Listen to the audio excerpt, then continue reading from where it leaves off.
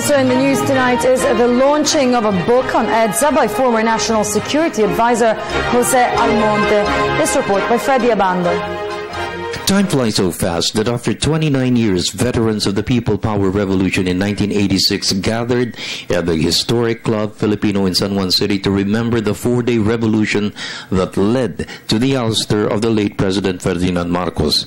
It was a time to reconnect and reminisce those days which led to the rebirth of our democracy. It was also a time to pay tribute to one of the heroes of the revolution, former National Security Advisor Jose Almonte, with the launching of his book, Endless Journey. The book was funded by a Japanese university with the support of other foreign governments. If I can boast, toughest part of this project was how to persuade and convince General Almonte to be in Manoa. It was a really tough challenge.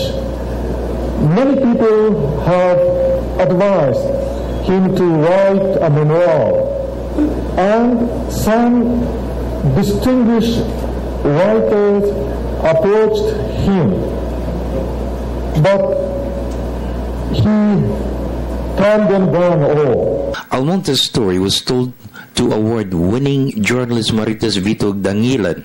She wrote the memoirs of Almonte, his crusade for reforms for the country, from his service in the AFP to his tenure as the National Security Advisor of former President Ramos. I regarded him with awe and trepidation. I did not have the chance to really get to know the general.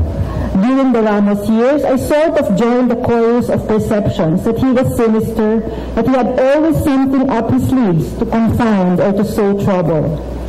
But when some of us journalists wrote stories critical of the Ramos administration, he did not shut the door on us, as if nothing could throw him off balance. It was only after he stepped down from power that journalist friends and I started to spend time with him. Well, he wasn't that bad after all. Almonte's book is the saga of the Philippines' quest for development and the many challenges it has undergone through for the past 50 years, especially during the Marcos years and 29 years after EDSA. It is also a call for today's generation to learn from the mistakes of the past. Time to look forward, time to be united, and most of all, to pass the baton for positive change.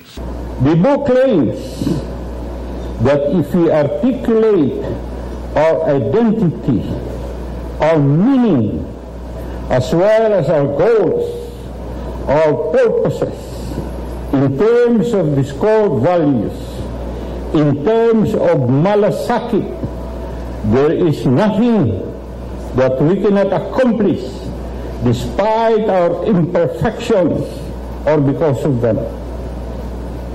By these core values, we are enabled to work for the improvement of the nation's human condition.